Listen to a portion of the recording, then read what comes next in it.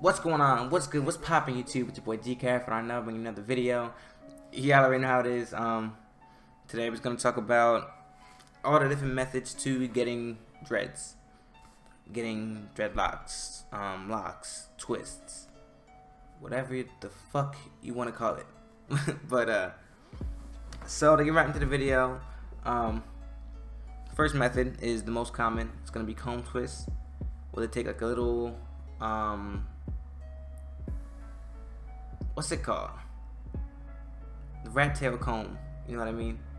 And they'll kind of use the comb and make a little twist. It's really similar to finger twist, where we're getting to that in a second. But pretty much all they do is, usually they'll part your hair, whoever you go to, whether you do it yourself, or you go to a loctician, or you just have somebody do it for you. They're gonna come out your hair, put a little bit of, I would suggest using some kind of oil or grease. Don't use any wax. A lot of people use beeswax. I wouldn't suggest it because it attracts a lot of dirt and dust and just a whole bunch of shit into your hair, and it's all gonna stick up in your hair. So your hair's gonna pretty much always be dirty. Stay away from wax, pretty much. What I used was, I actually went to a loctician for this. What she used was an olive oil based style gel. Well, the whole point of that was to hold it in place until my hair starts locking up on its own. But we'll get into that in a bit.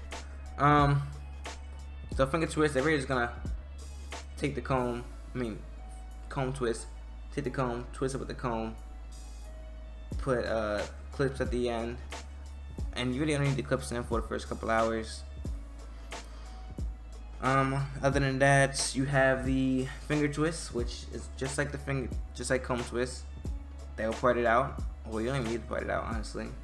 And they'll just take a dread or take a part of your hair and they'll just twist it like that. You know, just like using the finger to twist. And they're always gonna use two-prong clip, whatever the fuck you call it, to hold your hair together until it dries. So they're gonna use the same kind of materials to kind of keep your hair in place from untwisting, pretty much, uncurling. The third, I don't know why I put up two hands. The third method would be two-strand twists. That's what I started with. If you can look closely, you can actually still see the pattern in my hair with some locks, like this one right in the front.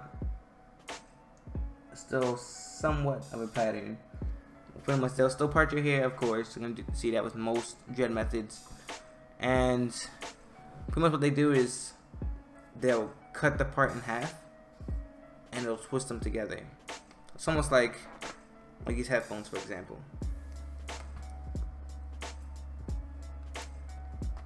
So they take two strands of hair or two clumps of hair, and they'll just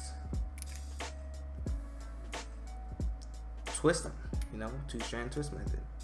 And all there is twisting them around each other until you get to the end of the hair or the tip. So that way works out too. With that way, you don't really need to get the clips. At least my loctician didn't use clips.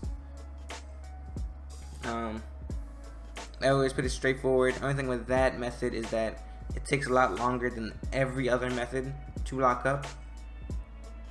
And it kind of leads to thicker dreads, because the dreads do thicken over time with that method as well. Most dreads, if not all dreads, will thicken over time as they mature. So, I mean, it's whatever. So, the fourth, I'm not gonna lie, I lost track. We'll forget the number count. The next method would be sponge twist, where it's usually okay if you have like short to medium length hair. You don't want it with longer hair, where you have like the twist sponge, of course, and all you do is keep going around. A lot of people have the twist sponge already because they use that with pretty coarse hair to kind of give that twisted look. It actually looks pretty badass. It's just a little too common, to be honest. But they'll just, if you want to start locks with it, you'll keep on going around until it's twisted all the way down to your root. Now once that happens, it's going to be just like you finger twisted it. But with that, you can't really part your hair. So with that, your parting is going to be pretty much random. Same with the next method, which would be towel rubbing, which literally all you do is take a towel, usually want to be like microfiber, and you just rub it around your hair. Now the reason you want microfiber is so that it doesn't leave a bunch of little pieces of the fucking towel in your hair, and all you do is rub it around in your hair. It's automatically gonna twist on its own,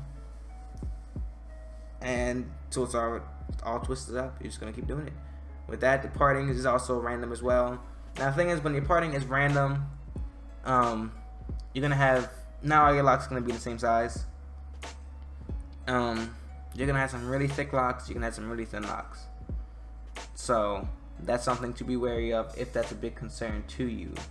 If it's not, then hey, I say go for it. You know, it's the easiest method to do by yourself. It's a towel rub. Towel rub and sponge twist are the two easiest dread methods to do by yourself. But the parting is random. So, but that's okay. That's about it for all the methods to getting dread styles. I mean, not dread styles, dreadlocks. So I'm gonna have more videos talking about dreads in the future. Stay tuned for that. If you're new to the channel, subscribe because I'm fucking awesome. And if you subscribe, then you're fucking awesome. And like the video if you enjoyed the video, if you found it helpful whatsoever. And feel free to leave some comments below if I missed any dread methods. If I just don't know about any dread methods, how you started your locks, stuff like that. Let's get a conversation going in the comments below. That'd be greatly appreciated. Show some support. I'd appreciate it. And thanks for watching. I'm gonna end the day. Y'all have a good morning, good afternoon, good night. This is your boy DKAF signing out. Peace.